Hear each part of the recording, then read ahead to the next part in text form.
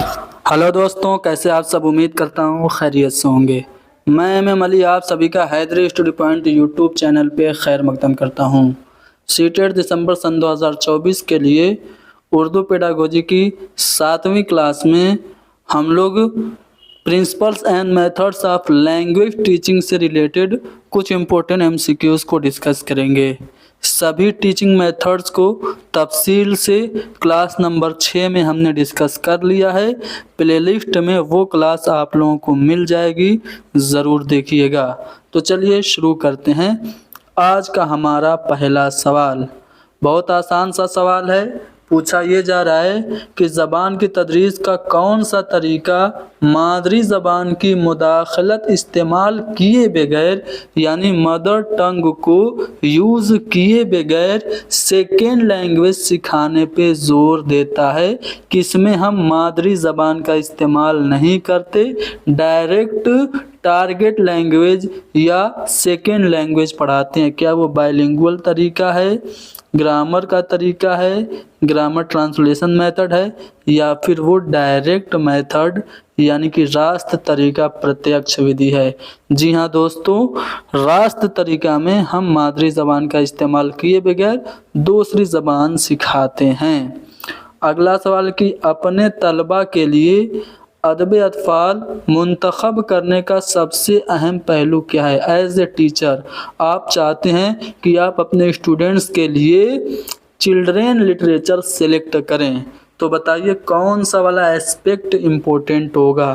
क्या जो टॉपिक या जो चाइल्ड लिटरेचर आप सेलेक्ट करेंगे वो आसान ज़बान में हो, या फिर उसका मुसन्निफ़ या शायर मशहूर हो, या फिर बच्चों की सतह और उनकी दिलचस्पी यानी स्टूडेंट के मेंटल लेवल और उनके इंटरेस्ट के अकॉर्डिंग हो, या फिर हिंदुस्तानी सकाफ़त यानी कि इंडियन कल्चर में वो मिला गुला हो, पैवस्त हो। तो चूँकि हमें बच्चों के लिए चिल्ड्रेन लिटरेचर सेलेक्ट करना है, तो हम बच्चों के मेंटल लेवल और उनके इंटरेस्ट को ध्यान में रख के ही सिलेक्ट करेंगे, यानी कि तीसरा वाला ऑप्शन हमारा सही जवाब होगा। अगला सवाल कि पढ़ने में नीचे से ऊपर का जो नज़रिया है बॉटम अप अप्रोच है, किस चीज़ पे जोर देता है। देखिए बॉटम अप यानी नीचे से ऊपर, यानी जो सबसे छोटा है सबसे पहले होगा, फिर उससे बड़ा, फिर उससे बड़ा, सबसे बड़ा। जब हम नीचे से ऊपर का अप्रोच इस्तेमाल करते हैं तो पहले बच्चों को अल्फ़ाबेट पढ़ाते हैं, फिर बच्चों को सेंटेंस, फिर बच्चों को अल्फ़ाबेट के बाद वर्ड्स, फिर सेंटेंस, फिर स्टोरीज़ और फिर पोएम पढ़ाते हैं, यानी नीचे से ऊपर जान दे। तो सबसे पहले हर्फ होगा, फिर रुकन होगा, फिर लफ्ज़ होगा, और फिर अल्फाज से जुमले बनेंगे, और फिर जुमलों के बाद स्टोरीज़, और फिर स्टोरीज़ के बाद पोएम। इस तरह से हम नीचे से ऊपर जाएंगे, तो ये बॉटम अप अप्रोच होगा, यानी कि दूसरा वाला ऑप्शन सही है। एक जुमला सुनने के बाद बच्चा उसे समझने के लिए उसकी मालूमात को छोटे छोटे टुकड़ों में बांट देता है, तो ये कौन सा तरीका है। प्रीवियस नॉलेज का इस्तेमाल करते हैं किसी चीज़ को समझने के लिए, तो वो कौन सा मेथड होता है। मान लीजिए आपने एक सेंटेंस सुना, अब उसको समझने के लिए पहले सेंटेंस पूरा था, उसको समझने के लिए आपने उसको छोटे छोटे टुकड़ों में बांटा, तो आप क्या कर रहे हैं, ऊपर से नीचे आ रहे हैं, यानी टॉप डाउन प्रोसेस को आप फॉलो कर रहे हैं। दूसरा वाला ऑप्शन करेक्ट होगा।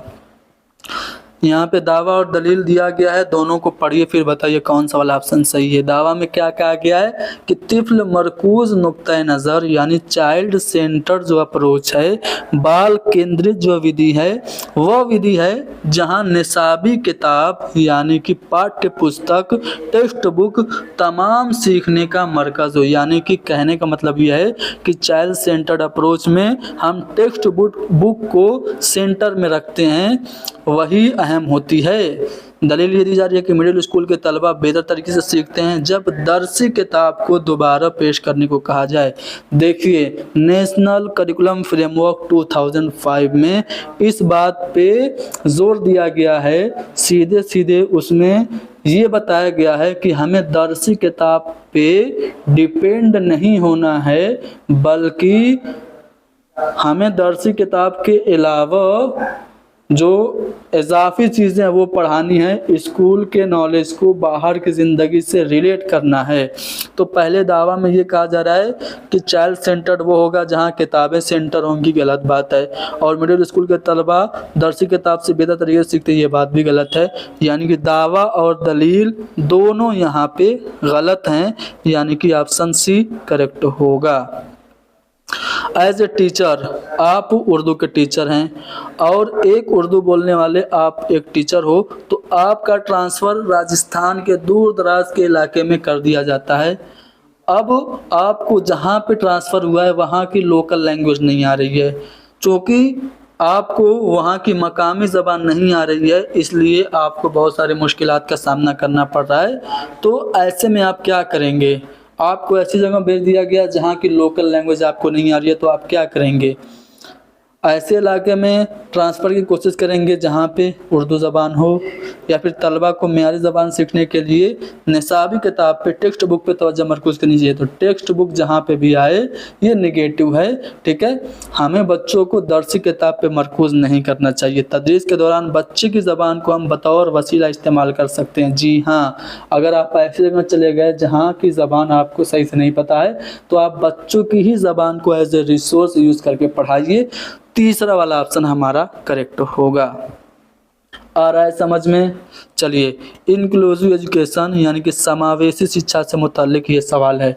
हालांकि समावेशी शिक्षा अभी हमने पढ़ाया नहीं है, तफसील से पढ़ाएंगे, लेकिन चूंकि सवाल आ गया है तो इसका जवाब आप लोग दीजिए। दावा और दलील है। दावा में क्या कहा गया? शमूलियती तालीम से न सिर्फ माजूर तलबा बल्कि उनकी आम तौर पर तरक्की करने वाले साथियों को भी फ़ायदा मिलता है। यानी कि इंक्लूसिव एजुकेशन में सिर्फ फिज़िकल हैंडीकेप बच्चों को ही बेनिफिट नहीं मिलता है, नॉर्मल चिल्ड्रेन को भी फ़ायदा मिलता है। तो ये बात बिल्कुल सही है, इंक्लूसिव एजुकेशन में हर किस्म के बच्चे होते हैं। दलील में क्या कहा गया है? शमूलियती तालीम तमाम तलबा में हमदर्दी, समझबूझ और तनव्वु को फ़रोग़ देता है।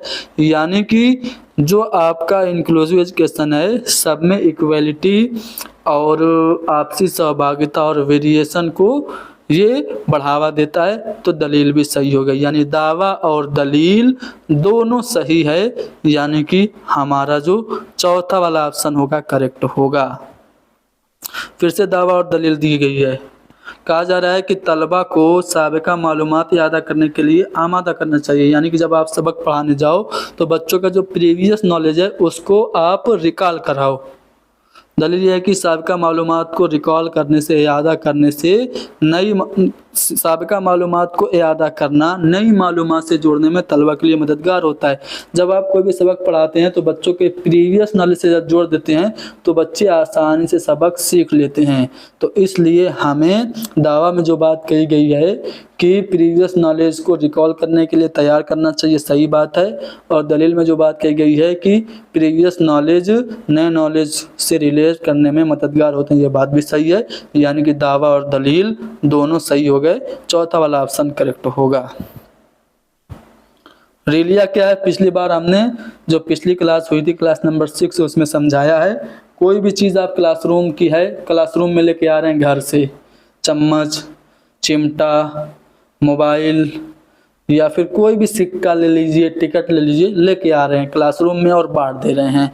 और फिर आप बच्चों से कह रहे हैं कि चलो इन चीज़ों पे आप बोलो। मान लो चिमटा है, चलो चिमटा पे बोलो। तो बच्चा बोलेंगे ये चिमटा है, इससे गर्म चीज़ें पकड़ी जाती हैं, इनसे कोयला निकाला जाता है, अंगीठी जलाई जाती है। जब मैं शरारत करता हूँ तो इसी चिमटे से मेरी मम्मी मेरी धुलाई भी करती हैं। इस तरह से अगर बच्चे सेंटेंस बोल रहे हैं तो ये जो चीज़ें हैं ये बच्चों की वोकैबुलरी पावर को बढ़ा रही हैं। और ये जो चीज़ें क्लासरूम में आई हैं घर से या कहीं से भी, इसको हम क्या कहते हैं? इसको हम रिलिया कहते हैं। तो रिलिया कौन सी चीज़ें हो सकती हैं? कलम, पेंसिल, चम्मच जैसे सामान, ठीक है, ये रिलिया हो सकते हैं। हकीकी इंसान रिलिया नहीं होगा। ज़बान का हकीकी इंसान और अपनी ज़बान में बोलना ये रिलिया नहीं कहलाएगा। कोई भी चीज़, रियल ऑब्जेक्ट जो कि बाहर की क्लासरूम में लेके आके उसका इस्तेमाल किया जाए तो वो रिलिया होगी। तो कलम, पेंसिल, चम्मच जैसे सामान ये रिलिया कहलाएंगे, ठीक है। रिलिया समझ में आ गया? चलो ये देखो 3 बयानात दिए गए हैं, तीनों को पढ़िए, फिर सही जवाब आपको बताना है। कवायद की तदरीस और आमोज़िश के हवाले से कौन कौन से बयानात सही हैं। पहला बयान है कि कवायद के उसूल की आमोज़िश ज़बान की आमोज़िश नहीं है। अगर आप ग्रामर के रूल याद कर रहे हैं या फिर सीख रहे हैं तो इसका मतलब ये नहीं कि आप वो ज़बान सीख जाएंगे। दूसरा बयान कि कवायद के बहुत से पहलुओं की तदरीस ज़रूरी नहीं है, क्योंकि वो पहले से आमोज़गारों के ज़हन में मौजूद होती हैं, बस उन्हें इस्तेमाल में लाने की ज़रूरत है। ये बात भी सही है, यानी कि पहला और दूसरा बयान सही है। देखिए, कवायद अगर आप पढ़ रहे हैं, ग्रामर किसी लैंग्वेज का पढ़ रहे हैं, तो इसका मतलब ये नहीं कि वो आप लैंग्वेज सीख रहे हैं। और किसी भी ग्रामर को आप पढ़ रहे हैं तो उसके हर एक पहलू को समझना ज़रूरी नहीं है। बहुत सारे बच्चे ऐसे होते हैं जो किसी ज़बान के ग्रामर को नहीं जानते, लेकिन वो ज़बान बोलना जानते हैं। जैसे हमारे गांव से बहुत सारे लड़के जो 10 पास ही हैं सिर्फ, वो चले जाते हैं सऊदी अरब देश में, जाते हैं वहाँ पे अरबी बोलने लगते हैं। कैफ हालक सदीकी ऐसे बोलने लगते हैं। तो क्या उनको अरबी ग्रामर पता है? नहीं पता है, फिर भी वो बोल रहे हैं। तो इसका मतलब ये है कि कवायद के सारे पहलुओं की तदरीस ज़रूरी नहीं होती है।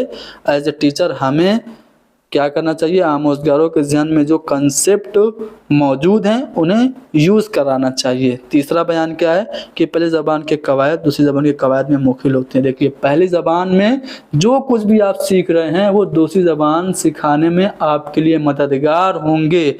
अगर कवायद पहली ज़बान का आपका अच्छा है तो उसकी मदद से आप दूसरी ज़बान आसानी से सीख सकते हैं। लेकिन यहाँ पे कहा जा रहा है कि मुख्तलिफ होते हैं, खलल डालते हैं, तो ये बयान गलत हो गया। यानी कि बयान 1 और 2 सही हैं, पहला वाला ऑप्शन करेक्ट होगा। समाजी तामीरी पसंद नज़रिया के मुताबिक सीखने के अमल को आसान बनाने के लिए क्लासरूम में प्रिंट से भरपूर माहौल पैदा करने पर जोर देना चाहिए। दावा में क्या कहा जा रहा है कि अगर आप चाहते हैं कि लर्निंग प्रोसेस इजी हो तो क्लासरूम में प्रिंट से भरपूर माहौल पैदा करिए। तो ये बात बिल्कुल सही है। इसीलिए आप लोगों ने देखा होगा जो प्राइमरी की क्लासेस होती हैं उसमें दीवारों पे कहीं पहाड़ा लगा होता है, कहीं साइंस के फार्मूले लगे होते हैं, कहीं स्वतंत्रता सेनानियों की तस्वीरें लगी होती हैं। क्यों? ताकि बच्चे उससे देखें और उनसे चीज़ें सीखें, तो सीखना आसान होता है। तो यही बात दावा में कही गई है कि समाजी तामीर पसंदी नज़रिया के मुताबिक सीखने के अमल को आसान बनाने के लिए क्लास में प्रिंट से भरपूर माहौल पर जोर देना चाहिए। दलील क्या दी जा रही है कि ज़बान की नशोनुमा में स्कूल का कोई किरदार नहीं होता है, बल्कि ज़बान की नशोनुमा मुकम्मल तौर पर हयातियाती पुख्तगी यानी बायोलॉजिकल मैचुरेशन पे डिपेंड करती है। तो ये बात तो बिल्कुल गलत है, क्योंकि स्कूल का रोल ज़बान की नशोनुमा में बहुत अहम होता है। तो इसलिए सिर्फ दावा सही है, दलील गलत है। दावा सही है, दलील गलत है, तीसरे वाले ऑप्शन में दिया है। आ रहा है समझ में? बताइए। चलिए अगला सवाल देखिए। हमारा नोट्स ले लेंगे तो उसमें आपको चैप्टर वाइज सारे चैप्टर तो दिए गए होंगे सिलेबस के मुताबिक। साथ ही साथ चैप्टर ख़त्म होने के बाद आपको वहीं पे उस चैप्टर से मुताल्लिक सवालात होंगे और उनका एक्सप्लेनेशन भी होंगे। तो आप हमारा नोट्स ले लीजिएगा। कैसे लेंगे आपको पता होना चाहिए। आप हमें व्हाट्सअप करेंगे 72 75 54 98 90 पे, तो आपको हम सैंपल भेज देंगे जिसमें सारी डिटेल्स होंगे। उन्हें फॉलो करके नोट्स हासिल कर सकते हैं।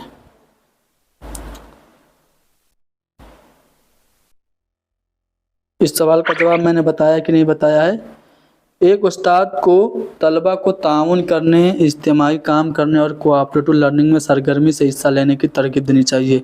बताइए एज ए टीचर आपकी ये रिस्पॉन्सिबिलिटी है कि नहीं कि बच्चों को आपस में कोऑपरेशन करने के लिए, ग्रुप में काम करने के लिए मोटिवेट करें। तो ये बात तो बिल्कुल सही है।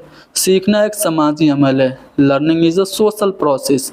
ये बात भी सही है। सीखना एक समाजी सरगर्मी है और तलबा इज्तिमाई तौर पर इल्म को तश्कील करते हैं। तो दलील भी सही है। दावा और दलील दोनों यहाँ पे सही हो गई।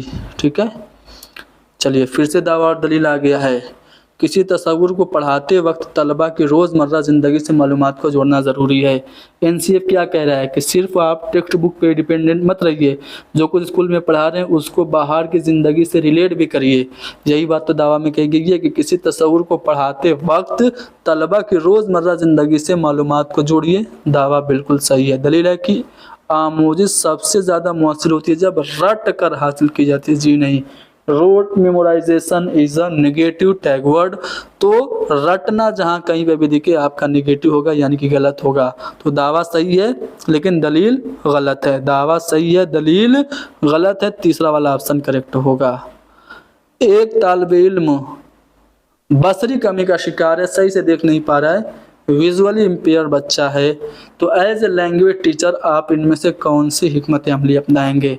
बच्चा आपका स्टूडेंट सही से देख नहीं पा रहा है तो उसके लिए आप खुसूसी उस्ताद, स्पेशल टीचर उसको प्रोवाइड करेंगे या फिर उसके साथ नॉर्मल बिहेवियर करेंगे और समय मवाद के लिए ऑडियो एड्स के ज़रिए, सुनने की चीज़ों के ज़रिए आप उसकी मदद कर देंगे या फिर उसे इग्नोर कर देंगे और दूसरे तलबा पे आप ध्यान लगा देंगे या फिर उसे कम कारकर्दगी का मुजाहरा करने पे माफ़ कर देंगे।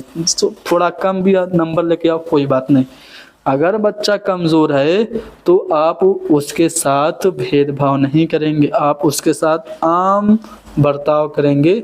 चूँकि वो देखने में दिक्कत उसको है, सुनने में तो दिक्कत नहीं है ना, तो इसलिए आप उसके लिए समाई मवाद का इस्तेमाल करेंगे या फिर ब्रेल किताबें जो होती हैं, ब्रेल लिपि, उसका आप इस्तेमाल कर सकते हैं। तो इसलिए यहाँ पे हमारा ऑप्शन भी करेक्ट होगा। एक तशख़ीसी टूल जो न सिर्फ बेहतरीन बल्कि हर किस्म के बच्चे की काम या सरगर्मी को इकट्ठा करता है। प्राइमरी लेवल पे बच्चों के इवेल्युएशन के लिए बेस्ट मेथड समाजी तामुल नहीं है, रेलिया भी नहीं है, तदरीसी मवाद भी नहीं, बल्कि पोर्टफोलियो है। पोर्टफोलियो ये टॉपिक आपका हमारे 8वें या 9वें चैप्टर में जो इवेल्युएशन नाम से है उसमें आपको देखने को मिलेगा। लेकिन सवाल यहाँ पे आ गया तो मैंने बता दिया। पोर्टफोलियो एक बस्ता या फिर एक फोल्डर होता है जिसमें बच्चे की एजुकेशन से रिलेटेड सभी चीज़ें जमा होती हैं, जैसे उसका रिपोर्ट कार्ड, उसकी पसंदीदा चीज़ें, उसके द्वारा बनाए गए ड्राइंग, उसके द्वारा लिखी गई पोएम, ये सब कलेक्ट होती हैं और उनको देख के टीचर उनके बारे में अंदाज़ा लगा लेता है, उनका इवेल्युएशन कर लेता है कि बच्चे का मेंटल लेवल कैसा है, पढ़ने में कैसा है। तो पोर्टफोलियो जो है वो हर किस्म के बच्चे की सरगर्मियों को इकट्ठा करता है अपने अंदर और ये एक तशख़ीसी टूल होता है, यानी कि ये इवेल्युएशन का एक टूल होता है। कवायद सिखाने में तलबा की मदद के लिए देखिए फिर से पढ़िए। कवायद सिखाने में तलबा की मदद के लिए जो हम अमली कामों का डिज़ाइन करते हैं उसके हवाले से कौन सबसे ज़्यादा मौजू है, यानी कि ग्रामर पढ़ाने के लिए आप प्रैक्टिकली जो काम देते हैं वो कैसा होना चाहिए? बामानी होना चाहिए, उससे बहुत मालूमाती होना चाहिए, उस्ताद के नुक्ते नज़र से बामकसद होना चाहिए या फिर उसका कोई समाजी अमल नहीं होना चाहिए। तो जो आप प्रैक्टिकली काम दे रहे हैं वो बहुत ज़्यादा मालूमाती भी ना हो, उस्ताद के नुक्ते नज़र के मुताबिक ना हो, बल्कि बच्चों के लिए इम्पोर्टेंट हो। उस्ताद के नुक्ते नज़र से बामकसद नहीं होना चाहिए बल्कि उसे बामानी होना चाहिए, यानी कि हमारा फर्स्ट ऑप्शन करेक्ट है। जो कोई भी प्रैक्टिकली काम आप बच्चों को ग्रामर सिखाने के लिए दे रहे हैं वो मीनिंगफुल होना चाहिए और अकॉर्डिंग टू दी कंटेक्स्ट होना चाहिए, सियाको सबाक के मुताबिक होना चाहिए। देखो हमने टोटल फिजिकल रिस्पॉन्स क्या होता है कल हमने पिछली क्लास में आपको सिखाया था, वहीं से ये सवाल है। एक उस्ताद तलबा से फेल यानी कि वर्ब को, क्रिया को मुतारिफ कराने के लिए दर्जल सरगर्मियाँ करता है। हमने क्या किया है ना, DND लगाना भूल गए हैं जिसकी वजह से मैसेजेस आ रहे हैं तो आप लोग डिस्टर्ब हो रहे होंगे। कोई बात नहीं, हमने लगा दिया DND। एक टीचर क्या कह रहा है, फेल को वो सिखा रहा है, वर्ब को सिखा रहा है, लेकिन वो एक्टिविटी कर रहा है, बॉडीली एक्टिविटी कर रहा है। कह रहा है अपने हाथों को धोकर आओ, अपना चेहरा धो लो, अपने बालों में कंघी करो। तो यहाँ पे जो उस्ताद है वो कौन सी हिकमत अमली को या फिर कौन से टीचिंग मेथड को वो फॉलो कर रहा है? तो अगर बॉडीली एक्टिविटी हो रही है तो वो टोटल फिजिकल रिस्पॉन्स है, TPR है, यानी कि पहला वाला ऑप्शन करेक्ट होगा। उस्ताद पहले तलबा को अफ़ाल के उसूल समझाता है और फिर उनसे फ़ेल माजी, फ़ेल हाल और फिर मुस्तक़बिल बनाने के लिए कहता है। तो कौन सा अप्रोच, कौन सा अंदाज़ नज़र पर वो अमल कर रहा है। पहले ही बच्चों को फार्मूला बता दिया और फिर उसी फार्मूला पे बच्चे एग्जाम्पल कर रहे हैं, तो इसे क्या कहते हैं? तो इसे हम डिडक्टिव मेथड कहते हैं, इस्तिखराजी तरीका कहते हैं। देखिए, इस्तिक़राई तरीका और इस्तिखराजी तरीका, ये दोनों समझ लीजिए। इंडक्टिव मेथड और डिडक्टिव मेथड दोनों को समझिए, ठीक है। पहले अगर आप बच्चों को एग्जाम्पल दे रहे हैं और फिर उसी एग्जाम्पल पे बच्चों को रूल या फिर फार्मूला बता दे रहे हैं, तो ये इंडक्टिव मेथड है, इस्तिक़राई तरीका। जैसे आपको अगर नाउन पढ़ाना है तो पहले बच्चों को बहुत सारी मिसालें दीजिए। देखिए, ये मैं अली हूँ, ये माइक है, ये मोबाइल है, ये चौक है, ये डस्टर है। चीज़ों के नाम बताया, पहले मिसालें दी और फिर बाद में समझाया कि किसी भी चीज़, किसी भी शख्स या किसी भी जगह के नाम को इस्म कहते हैं, नाउन कहते हैं। तो इस तरह से आपने पहले बच्चों को एग्जाम्पल दिया और फिर उसी एग्जाम्पल से आपने रूल बना दिया। तो ये इस्तिक़राई तरीका, आगमन विधि, इंडक्टिव मेथड है। लेकिन हमसे क्या पूछा गया है? पहले ही उसूल समझा रहा है, फार्मूला पहले बता दिया जा रहा है और फिर बाद में जुमले बनवा रहा है, एग्जाम्पल करवा रहा है। तो ये तो उल्टा हो गया। तो इसको हम डिडक्टिव मेथड यानी कि इस्तिखराजी तरीका कहते हैं। चौथा वाला ऑप्शन करेक्ट होगा। चलिए देखिए, यहाँ पे देखिए क्या हो रहा है। नए आमोज़गारों के लिए सबक का मंसूबा बनाने के दौरान उस्ताद ने कुल जिस्मानी रद्द-ए-अमल यानी कि टोटल फिज़िकल रिस्पॉन्स के तरीके पर तवज्जो देने का फैसला किया। नए नए बच्चे हैं, टीचर चाह रहा है कि उनको टोटल फिज़िकल रिस्पॉन्स जो मेथड है, कुल जिस्मानी रद्द-ए-अमल, उससे पढ़ाए। तो सबक में कुल जिस्मानी रद्द-ए-अमल की शमूलियत के लिए इन चारों में से टीचर किस पर अमल करेगा? क्लासरूम में सुनने की सरगर्मियों को शामिल करेगा या फिर सरगर्मियों को एक तरफ रखना चाहिए और सवालात पूछना चाहिए और रद्द-ए-अमल के लिए उन्हें तरगीब देना चाहिए, यानी कि क्वेश्चन करना चाहिए और क्वेश्चन का रिस्पॉन्स लेना चाहिए, या फिर क्लास में कुछ बदनी सरगर्मियों की शमूलियत को यकीनी बनाना चाहिए। तो टोटल फिजिकल रिस्पॉन्स में बॉडीली एक्टिविटी होनी चाहिए, बदनी सरगर्मी होनी चाहिए। तो ऑप्शन सी हमारा करेक्ट है। कवायद का कौन सा अंदाज़ नज़र इस बात को यकीनी बनाता है कि ज़बान की आमोजिश कवायद की आमोजिश है, यानी ज़बान सीखने के लिए आपको ग्रामर सीखना पड़ेगा। ये कौन सा मेथड कह रहा है? तो कवायद का इतलाक़ जो तरीका है, इसमें आपको ज़बान की आमोजिश, कवायद की आमोजिश है, ये नज़रिया दिया जाता है। चलो, ऊपर से नीचे का मतलब है मजमूई माना मालूम करना, ठीक है। टॉप बॉटम अप्रोच का मतलब है होल मीनिंग को मालूम करना। तो फिर बॉटम टू अप जो अप्रोच है, नीचे से ऊपर जो नज़रिया है, उसका मतलब क्या है? मतन के अल्फाज और जुमलों पे तवज्जो देना, मुख्तसर सवाल और जवाब पर तवज्जो देना, मतन और ख्यालात की तलखीस पर तवज्जो देना, या फिर माक़बल क़िराअत पे तवज्जो देना। देखिए, नीचे से ऊपर क्या होता है? पहले छोटे छोटे वर्ड होते हैं, फिर वर्ड को सेंटेंस में, फिर सेंटेंस को स्टोरीज में बदला जाता है। तो नीचे से ऊपर का मतलब है मतन के अल्फाज और जुमलों पे तवज्जो देना, यानी कि पहला वाला ऑप्शन करेक्ट होगा। चलो, एक और सवाल सेम टॉपिक पे है। पहली जमात की ज़बान की निसाबी किताब नज़्मों और कहानियों से शुरू होती है। पहले ही नज़्म फिर कहानी पढ़ाई जा रहा है और उसके बाद हुरूफ़ तवज्जी अल्फ़ाबेट बाद में पढ़ाया जा रहा है। तो पहले ही ऊपर है, फिर बाद में नीचे आ रहा है। तो इस किताब में कौन सा अंदाज़ नज़र अपनाया गया है? तो ऊपर से नीचे का अंदाज़ नज़र अपनाया गया है, टॉप बॉटम अप्रोच अपनाया गया है। दावा और दलील दिया गया है। सरगर्मी पर मबनी तालीम को तिफ़्ल मरकूज़ कहा जाता है, यानी एक्टिविटी बेस्ड जो एजुकेशन होती है या फिर गतिविधि पे आधारित जो शिक्षण होता है, उसे हम बाल केंद्रित कहते हैं। तो बात बिल्कुल सही है। दलील में क्या कहा गया है कि असातिज़ा तदरीसी अमल में कोई किरदार अदा नहीं करता है। टीचर का कोई रोल ही नहीं होता है? बिल्कुल होता है। टीचर का रोल एज ए फैसिलिटेटर होता है, सुगमकर्ता का होता है। तो दलील गलत हो गई। तो दावा सही है, दलील गलत है। तो हमने पिछली क्लास में principles and methods of language teaching यानी तदरीस ज़बान के उसूल और तरीके पढ़ाए थे और उससे मुतल्लिक़ कुछ सवालात करा दिए। और भी सवालात हमारे जो नोट्स हैं उनमें दिए गए हैं, उसके डिटेल एक्सप्लेनेशन भी दिए गए हैं। नोट्स आप लोग ले लीजिएगा तो तफसील से उसको प्रैक्टिस कर लीजिएगा। बाकी अगली क्लास में कुछ और अहम सवालात हम प्रैक्टिस कराएंगे। आज के लिए इतना ही बस, मिलते हैं अगली क्लास में। Thank you very much.